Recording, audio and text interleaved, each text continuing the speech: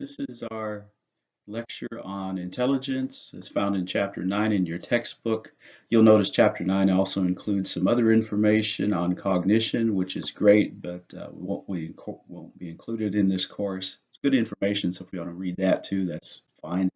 But we're going to stick primarily looking at intelligence. So, first of all, what do psychologists actually mean when they refer to intelligence? So, the things that psychologists generally will agree upon is that intelligence involves an ability to learn from experience, to solve problems through mental effort rather than trial and error or brute force, and also to use knowledge to adapt to new situations. Now, that said, psychologists also might include other things in their definition of intelligence, depending upon their viewpoint. Some might include the speed of processing of information. They might include memory ability as part of this, so on. So you have to kind of look at the individual psychologist's viewpoint regarding intelligence beyond these three main items. So one of the first theories of intelligence was promoted by Charles Spearman. Spearman did experiments in which he tested people on tasks of what he called school cleverness, common sense, and sensory ability. So school cleverness, the kind of tasks that you might have to do in an academic school setting. Common sense, obviously applying information and knowledge that you have to solve real world problems. Sensory ability uses using your senses to pick up information about the world around you. So what he found is that people's abilities in these three areas correlated significantly. A high correlation suggested that maybe they were driven by the same underlying ability. And so that led him to then propose this general intelligence theory that G, general intelligence or general intellectual ability, existed, an ability that one would use for any intellectual task that they were doing. So the idea of G then might be kind of like the idea of mental horsepower. So here we got a picture of a guy on his little tractor there. The tractor has a motor that produces horsepower. That horsepower can be used for any number of things, such as driving the vehicle forward and backward, or raising that bucket and lowering it that's on the front of the thing, or driving the mower that's attached to the back of it, or maybe even to help with the steering, power steering. So notice this horsepower used for all these things. So the idea of general intelligence, mental horsepower that we apply to any intellectual task we're going to do. This G factor then turns out to also account for most of the variation in ability, intellectual ability from one person to another.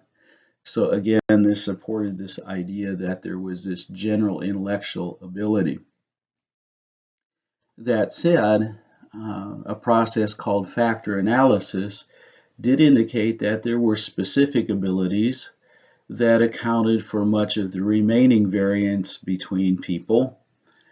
So these special specific abilities that were built on top of G, as you see in this diagram here, include verbal intelligence, the ability to use language, to communicate and understand things, spatial ability, the ability to deal with objects in one's environment, and then reasoning ability, ability to reason. So even here, what Spearman found, even pulling these out as separate abilities, the scores of each ability correlated significantly. So if a person scored high in verbal intelligence, it was likely they would score high in spatial and reasoning.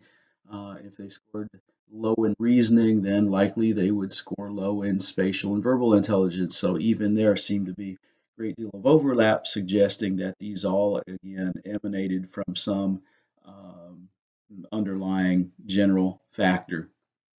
So lots of scientific evidence since that to suggest that indeed there is an underlying G factor. So intelligence testing then was invented in order to identify an individual's mental aptitudes and compare them with others using numerical scores. So intelligence testing tried to then predict how well people would do at various intellectual tasks and how that person compared with others, again producing numerical scores that could be used to compare that person with others. So in looking at then the production of psychological tests, including intelligence tests, we need to be aware of several principles of test construction. For a psychological test to be accepted and useful, it must fulfill three criteria. The test must be standardized, it must be sufficiently reliable, as well as valid. So we'll have a look at then each of these criteria one at a time. Psychological tests must be standardized. This is a process where the test is given to a representative sample of the population in which we're going to use that test using consistent procedures. So that sample then being large enough to give us an overview of the population will enable us to establish the norms of the test, which include things like the mean, the average score that a person gets within that population, or standard deviations. To what extent, on average, do people deviate from the mean within that population? Has to do kind of with how far do the scores spread out. So that standardization process then allows us to compare the abilities of an individual with that of the larger population that they're a part of. When tests have been standardized, then we also are going to take the scores obtained from that sample group and plot them on a chart. If, like many things, this is a valid test, the scores will produce a normal curve. This normal curve generally applies to characteristics of living things across the board. There's a few exceptions. We won't go into those here. So what we will find is typically most of the scores will be found somewhere near the mean, the average. Here we have the Wechsler intelligence test scores that people obtain. As you can see, the mean is 100, the average is 100, and 68% of the population scores within 85 to 115, and about 95% of the population between 70 and 130. Only 2% then scoring above 130 or below 70. So this is typical of the normal curve. Now you might say, normal curve also in evidence other characteristics of living things. Well, how about this one, for example? How about the height of women? What do we have? Most women are near average in terms of height, with taller and taller women, fewer and fewer within the population, and shorter, fewer and fewer, till the extremely short ones, only a few, extremely tall, only a few. Again, the same idea is with intelligence, we should see a similar curve within the population, and indeed, with validated intelligence tests, we find that to be the case. The second characteristic that we look at in evaluating potential psychological tests would be the reliability of the tests. So, does the test give us consistent enough results to be useful. Now here we can use the example of a bathroom scale. So suppose I have a bathroom scale and I get on the scale, and the first time I get on there, it says I weigh 180. So I get off and I say, well, I don't like that too much, so let me try it again. So I get on the scale, and this time it gives me 183. I get back off and I say, well, I don't know, which is it then? So I go a third time, and now it's giving me 177. Well, just how much do I weigh? Well, we really don't know. Okay, so in order to have a scale that's useful, we have to have it consistent enough. Imagine with that scale, would I know if I've gained or lost weight? Not really, because it gives such variable results that it really can't tell us. So one of the things with psychological tests that we're going to be especially concerned about would be what we call test-retest reliability. If we give an individual that psychological test and repeat it shortly thereafter, do we get similar scores? Are the scores consistent when we retest that person? If they are relatively consistent, then we can say we have a reliable test. If they're inconsistent, unreliable, not usable.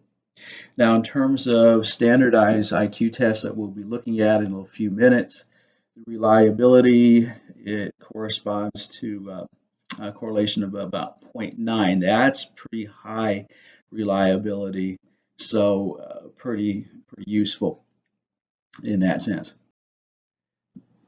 The next thing that we look at is the validity of that test. Validity indicates, does the test really measure and predict what it's supposed to? Does it measure what we say it does? Does it predict what we say it is?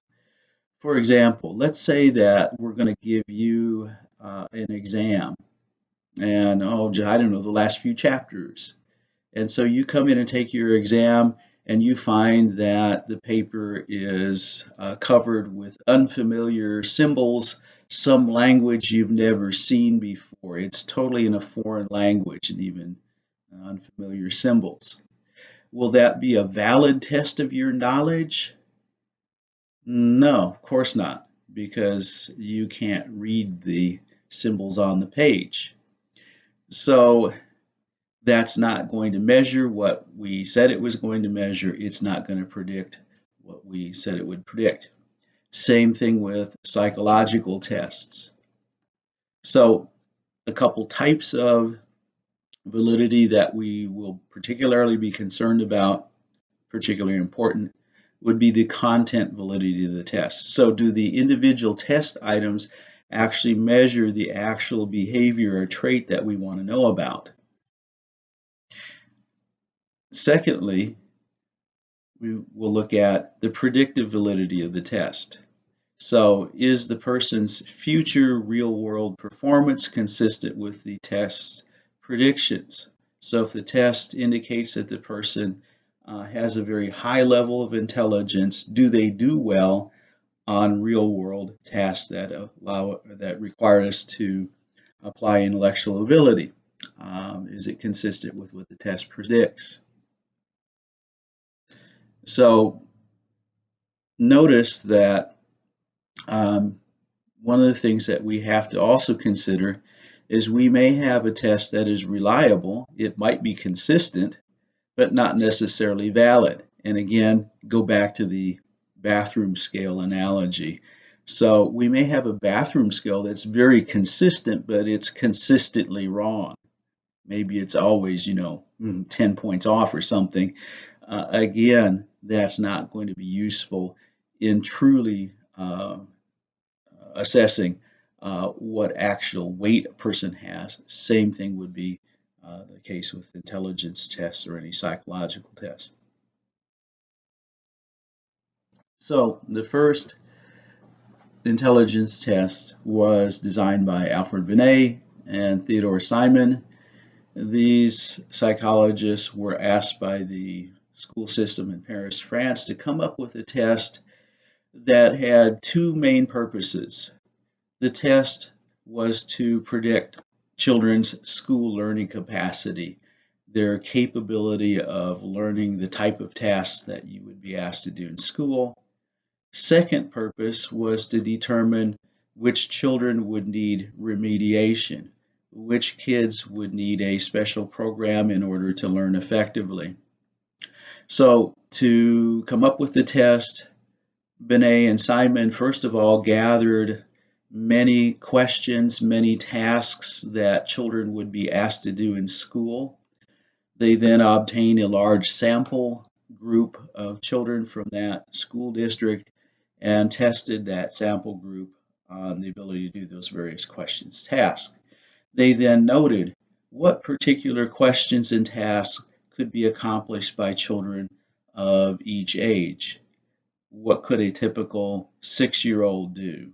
What questions could they ask? What tasks could they do? What could a typical 8-year-old do, 10-year-old, and so forth? So they then could test any child and express their ability by comparing them with that sample group as the child's mental age.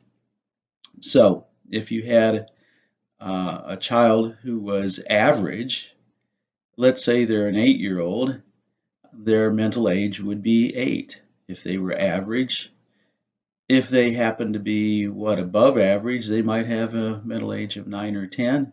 Or if below average, their mental age might be, instead of 8, 6 or 7 or so. Okay, so you get the idea. They're comparing them abilities of the average kid at one age with the individual.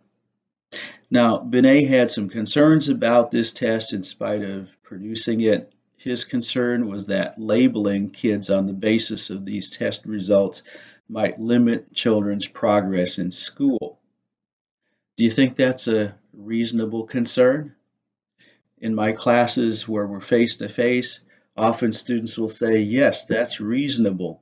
And reasons that they give, that being labeled as being below average, often child might give up, might think that they just can't learn and not make much effort.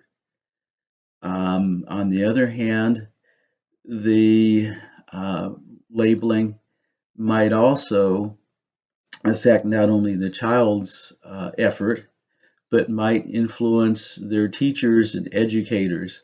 And so the teacher or educator, knowing the child's mental age, might treat kids differently, assuming that kids with a lower mental age couldn't learn, those that could learn, focusing more on them. Or the teacher might convey to the child whose mental age is less than their actual chronological age that it's hopeless. So indeed, that is an important concern. Points out that the results of these intelligence tests must be used very carefully and very appropriately to avoid harm and to actually provide beneficial results. In terms of these tests, why is it important that we can pull out indices for separate types of ability, like verbal comprehension or perceptual reasoning? Well, here's one of the reasons. The Stanford Binet, the Wechsler tests, are only available in English. You see a potential problem here? What if we test a person with these and they are not fluent in English, or they don't know English at all? What kind of results are we going to get if we look at the full-scale result? The full-scale score is going to be far lower than their true ability because they can't understand the verbal items. If a person that speaks English is given, that does not speak English or does not speak it well, is given one of these tests, at best, what we can do is look at the perceptual reasoning tasks to see how did they do on those and isolate those, ignore how they did on the verbal tests. So looking at how they did on things like block design and things like that. That said, even that's not really very good. So the reality is if we have a person that does not speak English very well, they should actually be given another type of intelligence tests. They have um, come up with some tests that they refer to as culture fair tests that do not involve the use of language. So one example of that would be the Raven standard progressive matrices. In this test, the clinician can give a person that speaks any language the test without using any language to communicate. So what they will find on each page of the test booklet, there is a design, geometric design, with a part of it missing. Then to the side of that, there are several options as to what should actually go in that space there that's missing. The examiner then can demonstrate by pointing at selections and pointing at the empty space, showing them how to do several. Usually by that time, the person figures out what they're supposed to do and they can be tested without the use of any language. Turns out that this gives a very good estimate of a person's intellectual ability. That type of test or similar test should be used where a person does not speak English.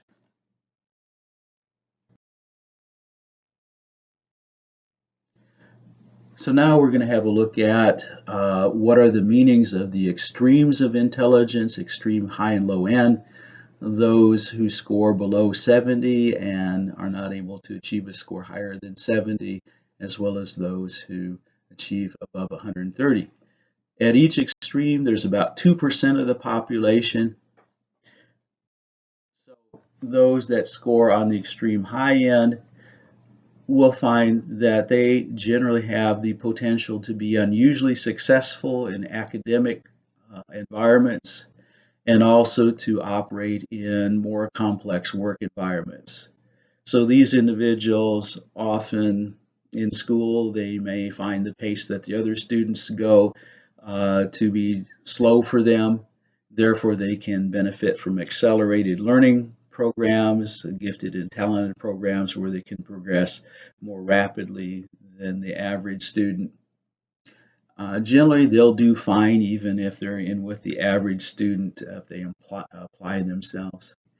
There's a stereotype about people who are highly intelligent, stereotype being they're kind of weird, kind of odd.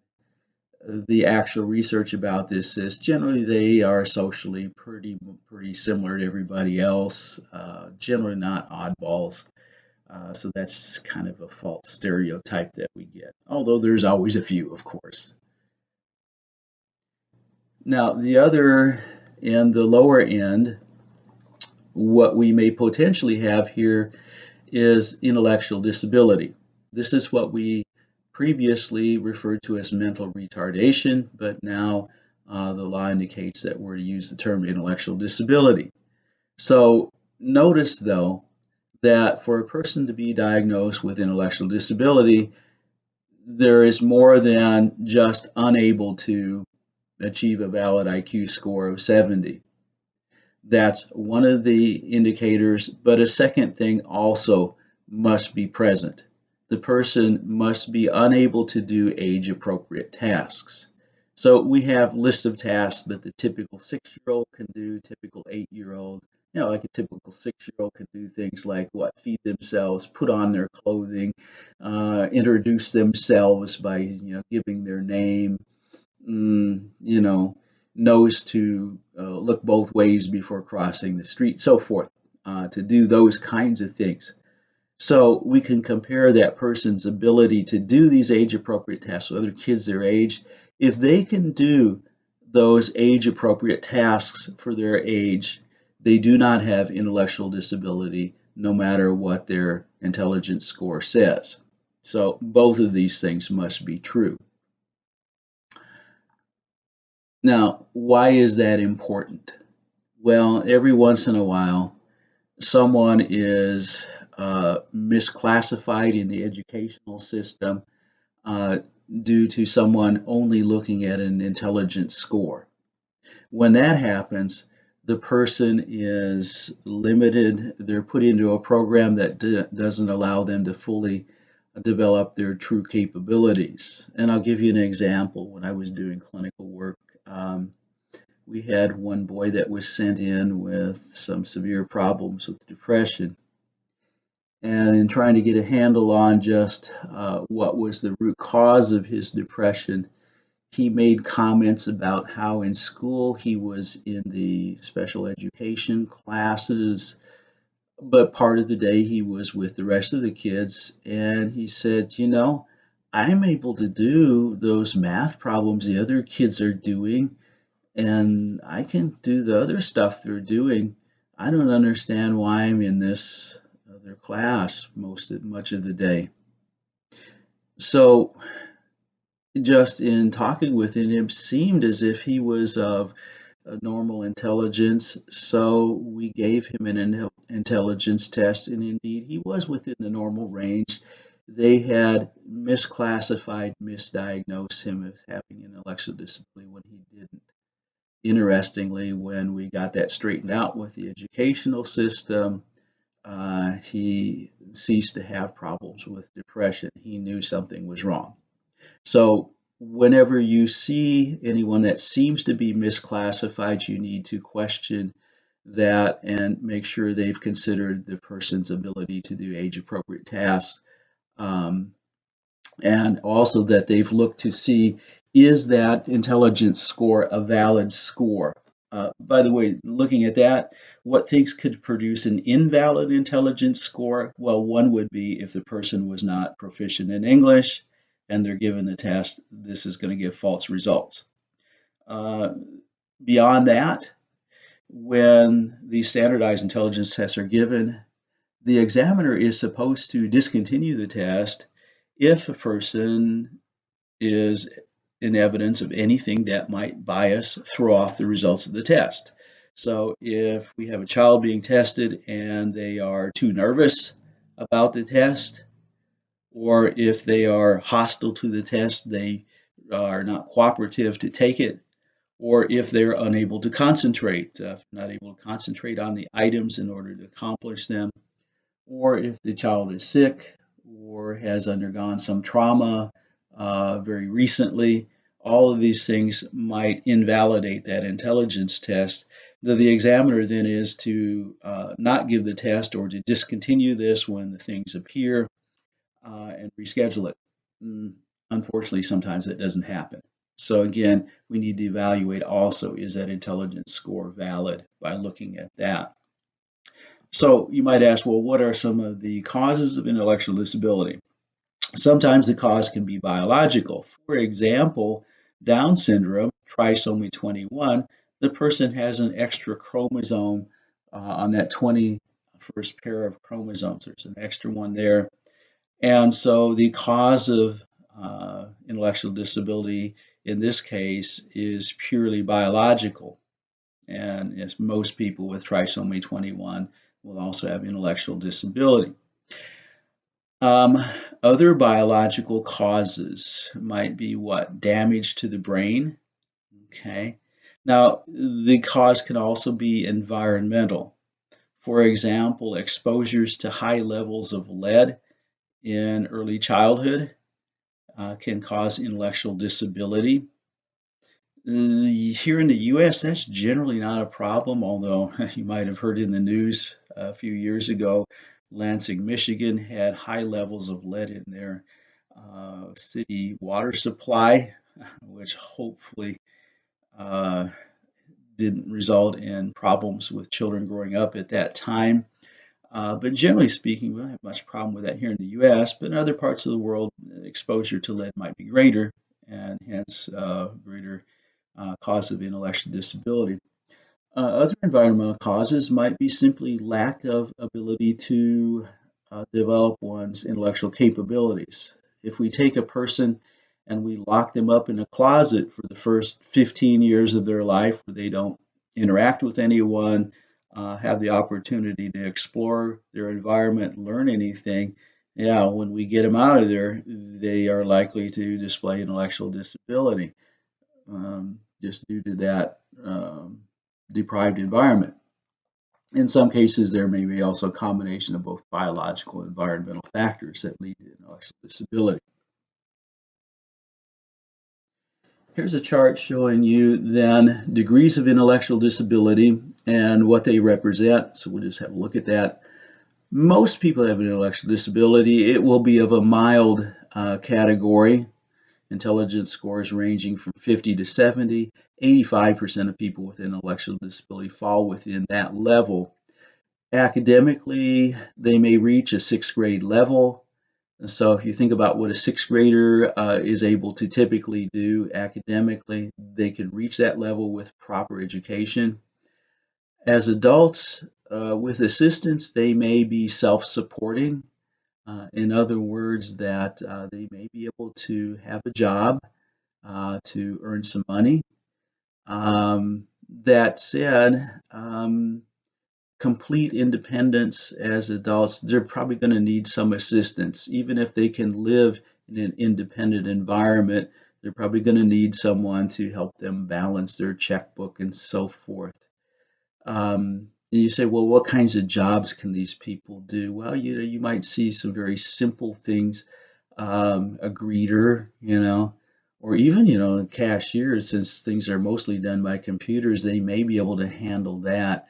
Um, that said, they may have some difficulty with something at that level. That may be a little bit too difficult. So, mm, you might meet people of this mild level of intellectual disability on the street and not know that they have that, unless you get to know them somewhat more. Moderate level, far fewer, maybe 10% of people with intellectual disability here. And here, limitations academically around the second grade level. So, what? They might be able to learn to read and write simple words, their name, simple math, 2 plus 2, and counting, things like that. Here also, they may contribute to their own support working in sheltered workshops. And what kinds of things can they do? We'll think about the kind of tasks a second grader could learn to do. Things like simple repetitive tasks like, sweeping a floor, picking up dishes, things like that. Now, you might be looking at this and saying, well, mm, having these people work, isn't that kind of mean or cruel? Well, often they're eager to do that. They want to be like everybody else. They want to be productive, they want to contribute, they want to be doing something worthwhile with their time. Often they're thrilled that they can work and earn something to help support themselves and to contribute. In fact, often tasks that we might find to be sort of boring will sort of be more interesting to them, more challenging to them. So often they benefit from having an opportunity to work. Now, at the moderate level, live independently? No, they're going to need to be under the care of others. The severe level, you find even fewer, 3 to 4% of people with intellectual disability. You might say, in terms of tasks, sort of like a preschooler is kind of the limitation. Even these folks, though, they can do simple work tasks with close supervision. So maybe what? Put this item in the box every time a box comes by, that sort of thing. Although it's probably going to be for very limited periods of time. Often their attention span is not that long. So even there, they might benefit from that. Again, they're going to need a great deal of supervision. You might again think kind of almost like a preschooler. The profound level of intellectual disability, only 1 or 2% of people with this at that level. You might say intellectual capability, kind of infant level, probably not even being able to learn to speak even their name. These people at the profound level, often this is accompanied by significant physical deficits as well, physical disabilities. So these individuals will need constant supervision and care 24/7. By the way, in terms of where do people with intellectual disability do best? Do they do best in homes with their family? Do they do best in institutions that are designed for people with intellectual disability? Where do they do best? Studies found that they tend to do best with their families, so long as the family can provide for their needs. So, if at all possible, the family setting is best for people with this. So, here we have a look at the Flynn effect. So, what we know is that the ability to do intellectual tasks has been increasing for the last 100 years. In fact, average intellectual ability has risen an average of 27 points. So, if we were to give a person of, 100 years ago our test today, instead of scoring 100, which is the average, they might come up with something like about a 73.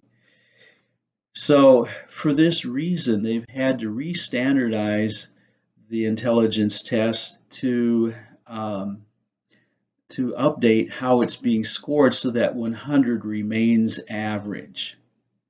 Okay, now you might ask the question, why are people able to perform more intellectual tasks than people did on average years ago?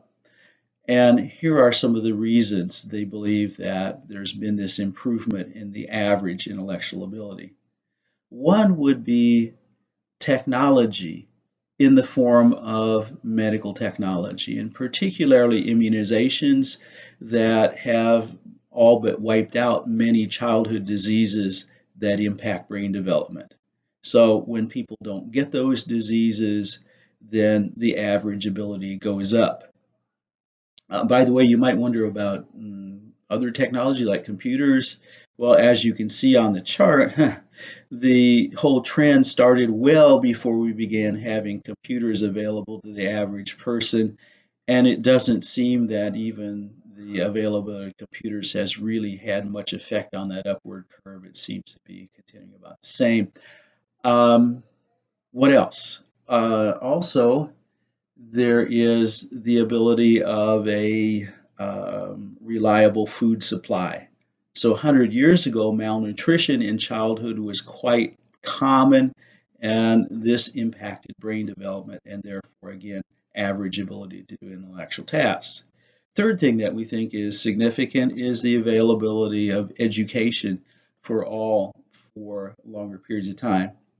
100 years ago, um, people often, if they got any education, it was only for a few years. It was common for people to maybe complete a few grades in school and then go off to work on the farm or ranch or wherever, if they got that far. Now, most people will get an education at least through high school, so they're developing more of their intellectual potential. Now, this whole adjustment of intelligence scores has had some implications for those who have intelligence scores near 70.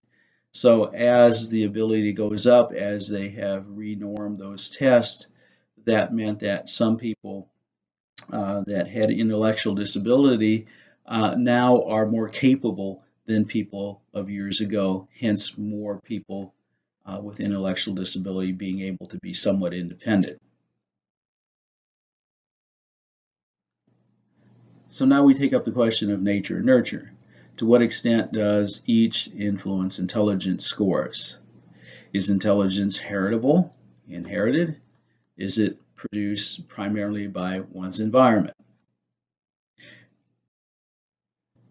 So first of all, genetic studies have indicated that genetics do have a significant contribution to intellectual ability. On the chart, you see studies of twins, family members, adopted children, and other individuals that support the conclusion that there's significant genetic contribution.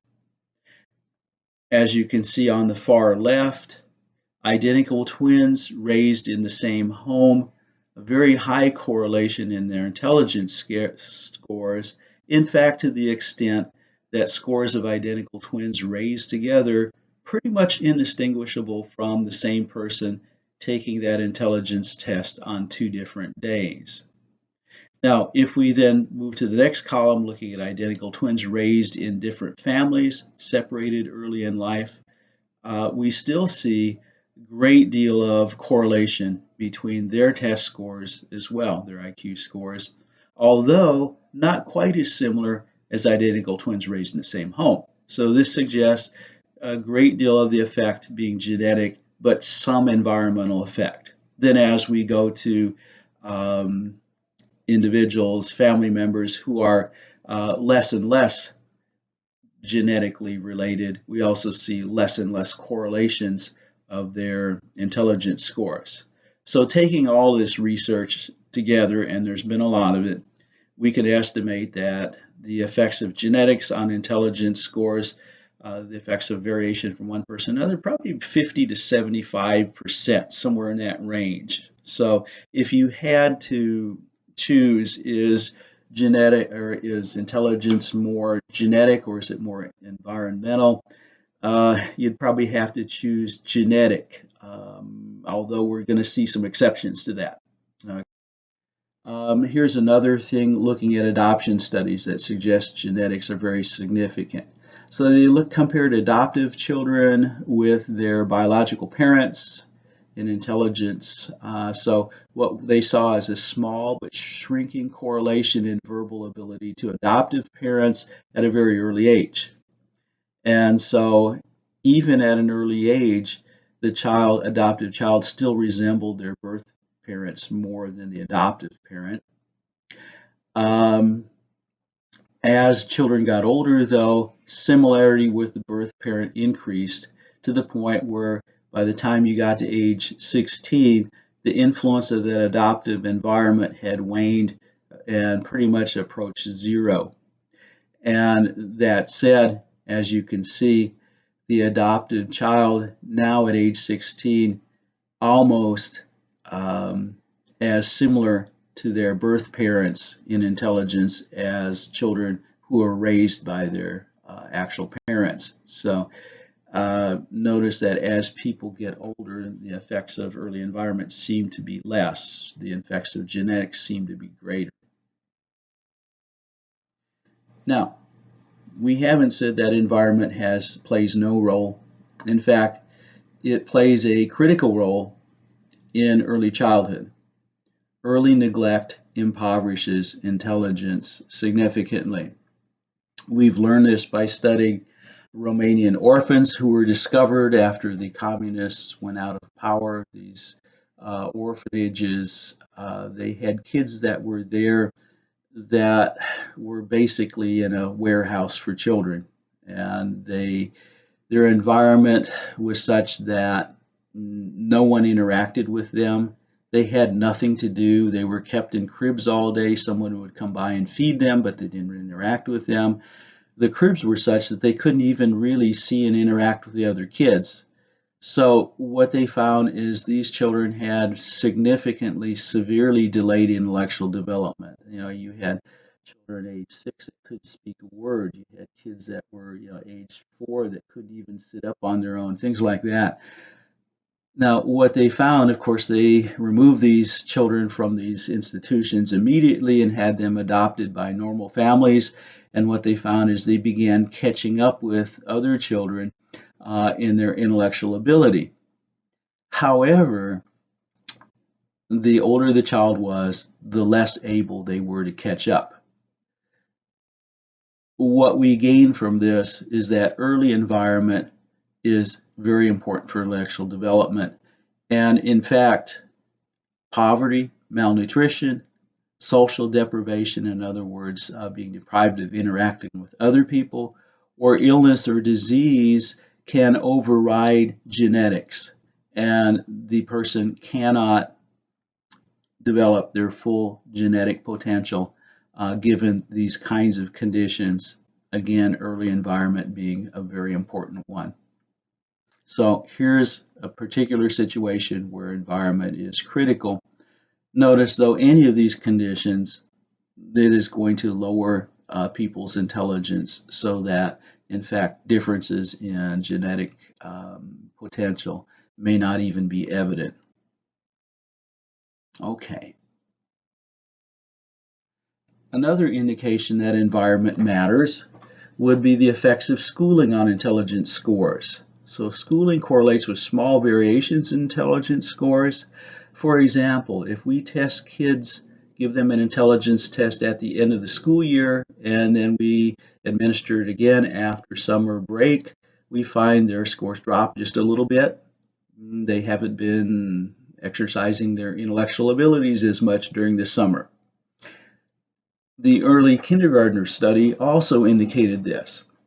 So here, researchers identified children who were either within a few days of the deadline to get into kindergarten that year, or met the deadline by a few days. So the youngest children in this experiment, in this study, were only a few days younger than the oldest one in those studies. So they gave all of these children intelligence tests, and then school year started. The kids who were old enough to meet the deadline went to school. Those children who just missed the deadline by a few days had to, of course, not go. At the end of the school year, they tested all these children. What did they find? Those who attended kinder that year showed us improvement in their intelligence scores, which was not seen in the children who did not go. So this suggested that, yes, the effects of schooling did influence those children's intelligence scores. Now, people have therefore come up with all sorts of interventions that they hoped would increase intelligence, and often aimed at the early years of kids' life. What they found is some of these interventions could significantly boost intelligence scores, say for a 3, 4, 5-year-old. However, these interventions, these special programs, the effects often disappeared in a few years, and kids pretty much came back to the average levels. So we really have not come up with interventions that can significantly increase people's intelligence, not more than a few points and not for more than just a short periods of time. That said, some of these programs like Head Start do help people in the long term, and it may not be necessarily increasing intellectual ability, but rather by instilling positive attitude towards learning and helping kids develop the social skills that they'll need to succeed once they get into regular school and so forth. So those are beneficial, but maybe don't really raise intelligence per se. So here's the question. Does that general intellectual ability, does that matter on a practical level? Well, Robert Plomin, prominent psychologist, said G predicts educational and occupational levels far better than any other trait. Now that might sound pretty impressive at first, but well, how well do other things predict educational and occupational levels? If those don't predict it well, maybe G doesn't predict it that well either. Oh, by the way, standardized intelligence tests primarily are involved with trying to identify this thing that's called G, this general intellectual ability. So do IQ scores then predict outcomes in real life? Let's have a look. That G does matter in terms of outcomes for people. This chart is based on results from the Wonderlic test. Now, the Wonderlic test is touted as a vocational test. It really turns out to be basically an intelligence test. Why do they call it a vocational test? Well, you can't base your hiring of people on their intelligence scores. That's not legal. So they get around this in business by using this, as they call it, a vocational test, a vocational aptitude test. So once again, the scores on the Wonderlic test track the scores on intelligence tests so closely that we can use the Wonderlic test scores as, again, stand-ins for intelligence scores. So what do we see on the chart here? What does this indicate? First of all, it's comparing the intelligence scores with people's career potential. What kind of work would they be capable potentially of doing, as well as their training potential. How readily can they be trained, and what type of training do they require? And then sort of life chances, which they have expressed from high risk to keeping up to years to lose. So let's look at each of these sort of levels here. So people that are at the extreme high end of the scale, somewhere out there, 125, 130 and above, they've put them in the years to lose category. In other words, you can pretty much do whatever you decide. You can succeed at practically anything that you would set your mind to. So if you don't do well, it's your own fault. Okay, so what kinds of things? Attorney, chemist, executive, some of the more professional jobs, the more scientific jobs, and so forth. Notice that these individuals, in fact, are capable of gathering and inferring their own information beyond what you would get in just an educational environment. So they, in fact, could go well beyond without additional schoolwork. Then as you go to average and a little bit above average in this range here, 110, 120, they have things like manager, teacher, accountant, things of that level of complexity. And here the person benefits from college level training, but also has some ability to gather and infer their own information. These folks, they have referred to them as kind of being out ahead, so about 20% of the population there. They sort of seem to have some advantage over people that score lower than they did. Then what we have is you've got kind of this middle area here, sort of 90 to 110 or so, right around the average. And so here you have things like clerk, bank teller, police officer, machinist, salesperson, sales representative, things like that.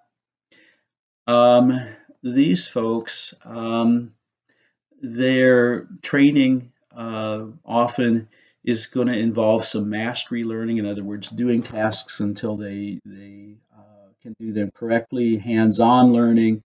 They can benefit generally from some written materials as well, plus experience. Okay, so they've kind of said of this segment, kind of keeping up. So these folks generally going to be able to keep up in modern society with others, and that would make up about 50% of the population. Then you get to this level, say a little bit below 80 to say 90, 95.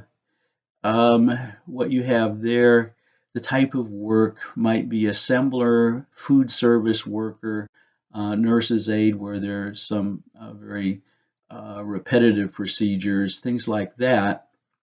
And so here The training needs to be what? Very explicit hands-on training. Things have to be explained. The person has to practice that hands-on. What they've suggested for people at that level, because their opportunities seem to be somewhat more limited, is life is going to be kind of an uphill battle, making up about 20% of the population. And then people which would correspond to intelligence scores, say 80 on down to 70. And what you notice is, well, there's not really any career potential here. Careers, no, there might be some simple jobs that they maybe could do, but it wouldn't be something you would consider to be a career. And so training these people to do whatever tasks they are able to do is going to require some very slow, simple, supervised sort of training. To give you an example from a clinical psychologist I'm familiar with, talked about how he worked with one fella who was probably within that range. This fella had a volunteer job. He was depressed because he got fired from his volunteer job. So this psychologist went out of his way to actually help him find another volunteer job to do. Normally psychologists wouldn't do that, but he did. And they found him another job, which was stuffing envelopes. However, it wasn't simply putting the thing in there. First of all, the thing had to be the letter had to be matched up with the envelope, and the letters were in two different languages, so he had to learn to put the correct language letter in the envelope for each of these. He also had to learn to fold those in such a way that the crease would not go across the picture that was in there. And it took numerous hours of rehearsing this task with him before he could accomplish it. He went to work at that volunteer task then. After about a month, he had to quit. It was very challenging to him, and he finally just said it was too stressful. That's the kind of thing we're looking at here at this. And notice we're looking at a level that is above intellectual disability in terms of intelligence scores, but not much above it. So for these people, things are going to be really tough in terms of supporting themselves, limited opportunities. Now, also consider that for these people, the type of jobs that they might be able to get may be becoming less and less common because jobs are becoming more and more complex from day to day. Even the simpler jobs now are becoming automated or requiring the use of computers that make it more complex, things like that. So we look at folks in that level, about 5% of the population, and what can we do to make their life one that they can succeed and that they can have a good quality of life. Because, yeah, contributing one's own support is a very important factor in mental health. So we have to think about that. What are we going to do to make it possible for these folks as jobs get more complex to contribute and to just survive, actually, look at it. So those of you who are considering going into politics and things like that, I consider what public policies can we put in place that takes these people into account. It used to be that we could kind of count on families to take care of them, but in modern world, often families are not doing their part. Is there something in the public sector that we may need to alter to make it possible for these people to survive? Okay, not pleasant to think about, but it's a reality that we sort of have buried and we haven't paid enough attention to.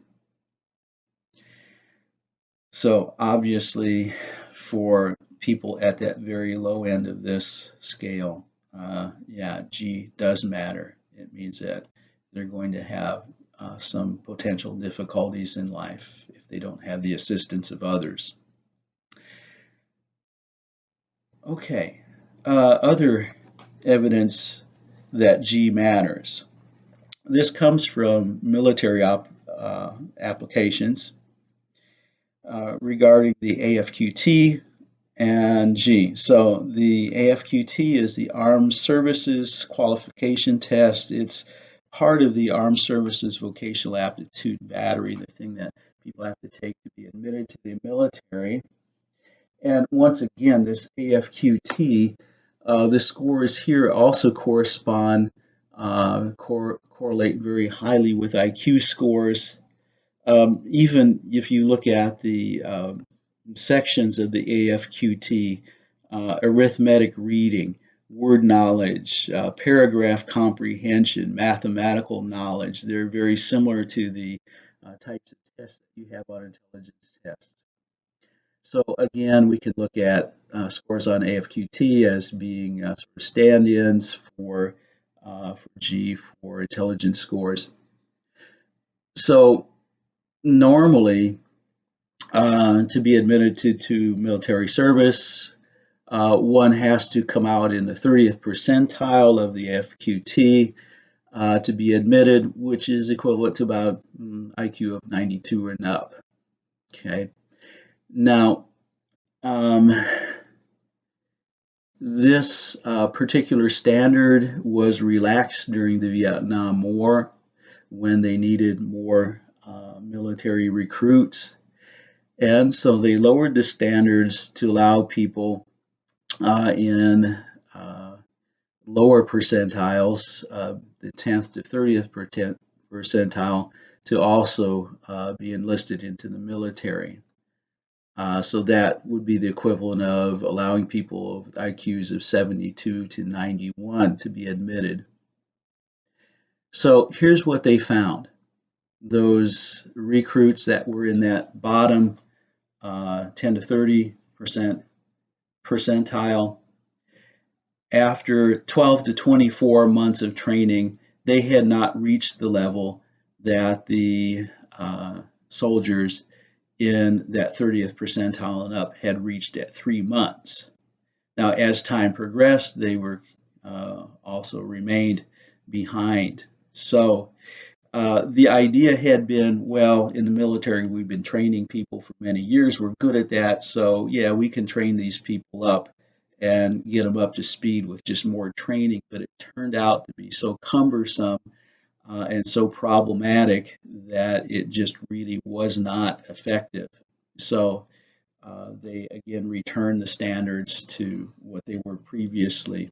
Now, having said that, I was just looking at it recently, and it appears that currently majority of people that are admitted to the military have to have that equivalent of about 92 IQ and up, but they are able to admit about 20% that are below that, but still above that apparently 72 level. But they learned some things that, yeah, G actually did matter. The ability to do even tasks that have military application limited when people were below a certain level. So having a look at educational achievement and G as indicated by intelligence scores, the general population average score on the WACE is 100, as we mentioned before. Notice that high school graduates actually average is about 104, a little bit higher. And college graduates on average were around 115. Okay. Those that obtain professional degrees like a PhD, doctorate, or a medical doctor degree, they found the average here was about 125. Now, realize that yes, half of the people that reach those accomplishments score lower than the average and half score above it. Okay, but that said, The further below that average for that particular achievement, the less likely a person is to succeed.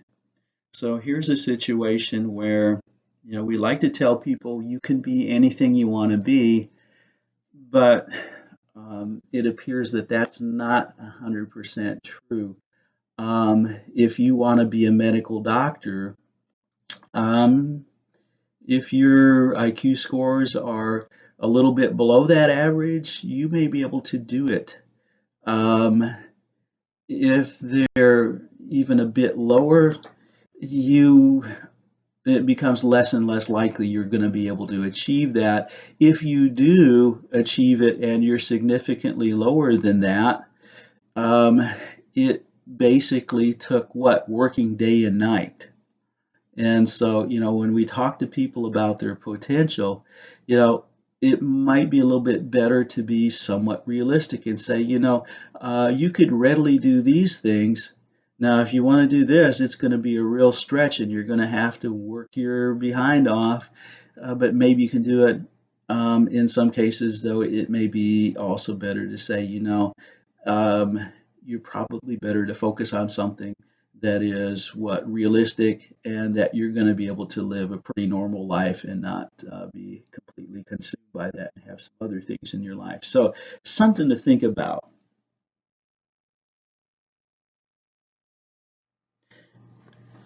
Now, what we have on this particular graph tracks the correspondence between intelligence scores and earnings. So as you look at that, you'll notice that there is a slight trend on the chart. There's a slight trend for lower incomes to be concentrated towards the lower end of the spectrum here, 70, 80, 90. There is a tendency to the income to be towards the lower end. A little bit of a trend upwards, but notice also as you go up, the the earnings seem to spread out greatly. And so what we see here is a mild correlation, about 0.3 in terms of earning and intelligence. And in fact, if you look at it, you look up here at 130 score, or the earnings are all over the place. And I think that shows you that, maybe the person that might score that high may have potential to earn more money, but some don't. Maybe some are not interested in that. On the other hand, very few high earnings here at the lower end. So what we see here, there are many other factors that influence what people earn. Some things like a personality trait known as conscientiousness, how uh, consistent are you in paying attention to details and to getting things done on time and so forth. Financial motivation, do you want to make money? Social skills have an impact. And let's face it, just plain old opportunity. So is intelligence the be all and end all and how much you earn? Not at all. Although again, if you're towards the lower end, you may have more difficulty in achieving a high earnings. Okay, so it's not just intelligence that influences earning. There are numerous other factors. So now we come to the question of group differences in intelligence scores. And as we look at group differences, why do groups differ in the average intelligence scores from one group to another? And how can we make sense of those differences? What does that indicate? Okay, what do those group differences indicate? Also better at finding objects in a background. Here's an interesting one. Boys tend to do better at girls at math problem solving. In other words, knowing what steps to take to solve the problem. But girls tend to do better at math computation, given the right operations, actually computing the correct answer. So it seems here each sex has its strengths when it comes to math. Should mention something here. I wished I had a way of drawing on the board for you, but I'll try to explain this. So what we find here is the group differences are average differences. So the average girl is better at verbal tasks than the average boy. Okay, that's average. However, within each sex, there's a range of abilities. Some girls are better at language tasks than other girls. Some are above average, some are below average. Same thing with boys. So when we compare any two individuals, male and female, we may get actually opposite results. If we have a girl who is average or below average in language ability, and we have a boy who is above average for boys, we might find, hey, that boy is actually better at those language related tasks than the girl that we're looking at. So these are group differences on average. These may be different when we look at any two particular individuals. We might also mention that boys outnumber girls at the high and low extremes of intelligence scores. Let me see if I can get you the chart for that. Here it is. So, if you're a girl, there is less chance that you're going to end up at the bottom of the scale than boys. But that said, if you're a boy, there's a greater chance you'll end up at the low end of the scale. There's also a greater chance that you'll end up at the higher end of the scales. It seems that there's more in the average category with girls. But again, these are not huge differences here, small differences, again, found at the extremes. Also, what you might find, what you will find, is that boys have more often have learning disabilities than girls. So there seems to be some trade-offs with this particular phenomenon. So let's then have a look at group differences in intelligence scores racially. Now, at a point in time some years ago, blacks on average got intelligence scores about 14 points lower than whites. That difference between groups now has been reduced to about 7 points, group difference between whites and blacks. So now the question is, well, why are there differences in the scores these groups are obtaining? And why has that gap narrowed? What do these differences actually mean? What has caused these differences? Now, when this difference was first noted, there were some people who immediately drew the conclusion that, well, I guess that blacks are not as intelligent as whites. Others said, no, there must be some other reason for these differences. One of these differences appears to be environmental effects. So let's illustrate this, okay? Let's say we have a package of seeds, all of these seeds being genetically identical potential. And we take half the seeds and we plant them in fertile soil. You know, we get the miracle grow, you know, and we water it real nice and everything. Okay, then we take half of those seeds and we plant them in poor soil, you know, full of rocks, doesn't have any nutrients in it, and we don't bother to water it right. What are we going to get? Well, we're going to get the seeds that had the better environment, the fertile soil, express far more of their potential. Those that got the impoverished environment are going to not be able to express much of their potential. They are going to, as a whole, not score as high, if you will. And this is what we think has occurred with those racial differences in intelligence scores, particularly environmental factors that are related to socioeconomic status have historically limited opportunities for people to develop their intellectual potential amongst blacks. Things like what? Income. On average, blacks had lower income, educational opportunities. In many cases, blacks lived in neighborhoods where schools were of very poor quality. They had less opportunities to attend college. And so, also opportunity in terms of even nutrition and access to healthy food. So, you take a bunch of these economic and social factors, these seem to be one of the primary drivers of these differences, racial group differences. In fact, as the social and economic opportunities for blacks has somewhat improved, we're seeing now a narrowing of the gap between the scores obtained by whites and blacks seems to be environmental. Other things that suggest that these differences are primary environmental. When given the same information, whites and blacks exhibited similar information processing skill. So it may be that historically blacks had less access to information as opposed to whites, not that they were unable to process it similar way.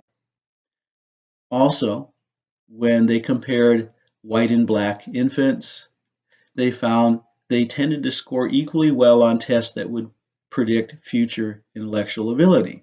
So similar at that point, something was happening after infancy that was enabling whites to develop more of their potential than those black children. Also, when we compare whites and blacks who attend the same university and had the same family income, we find that there is no significant difference in the IQ scores given the same educational opportunity and same family income. Suggests, again, environment to be a big factor in those differences. Another these differences involves stereotype threat.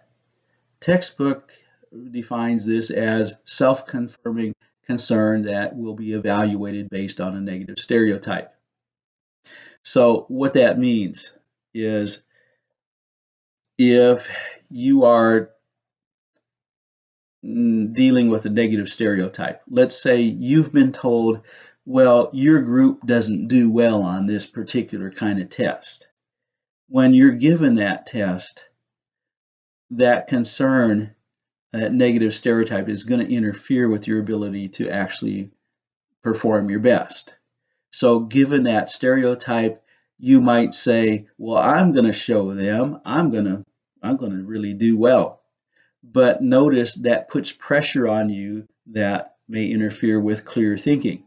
Or maybe you respond to the negative stereotype by saying, yeah, maybe there's something to it. And then when you're faced with difficult material on that test that you could potentially do, you say, yeah, I guess that's really true. I guess that maybe I don't really have it. Instead of powering through it and figuring out a way to succeed, you give up. This also may come through if you're told, you know, that test was created by a certain group to keep you down. For example, with intelligence tests, blacks were often told in their community that, well, you know, that's a test put together by rich white people to keep you down. So if you're told that and you're given that test, you're going to say, well, this is a joke. This is, you know, and so you're again not going to do your best. So stereotype threat can cause people to not exhibit their full potential. We think this is a significant contributor to those group differences. This phenomenon, interestingly, also shows up in numerous other areas that they've actually studied. For example, in testing women in math, you know, there's been this negative stereotype that women are not as good at math. And so when women were told that their performance on math tasks were going to be compared with those of men, they tended to do less well than if they were told they were going to be compared with other women. So just the idea that you're going to be compared with that other group that stereotypically does better influence performance. Or here's a really interesting one. they found that in terms of basketball free throws, white men shooting basketball free throws did worse when they were told their scores were going to be compared with those of black players. On the other hand, when they said they're only going to compare them with the white players, they did better. So notice again that that pressure, that stereotype, influence even basketball free throws. So significant contributor. So what we think though is if we can eliminate bias in tests, if we can if we can improve economic opportunities for all groups, eventually these group differences in intelligence scores will evaporate. In fact, they already are doing so. So we need to keep up the work to create opportunities and equality for everybody. Now, there are a couple ways to divide up intelligence also that are useful, and one is dividing it into fluid and crystallized intelligence. So fluid intelligence has to do with kind of how fast you can learn and how creatively you can come up with solutions.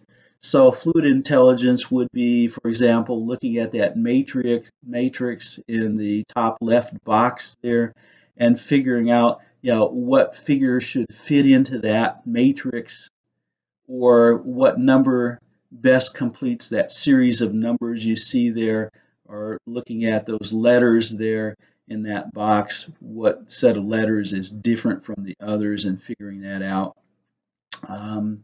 Crystallized intelligence, on the other hand, is kind of what you've learned. So this is kind of your knowledge base that you've accumulated. So that would be,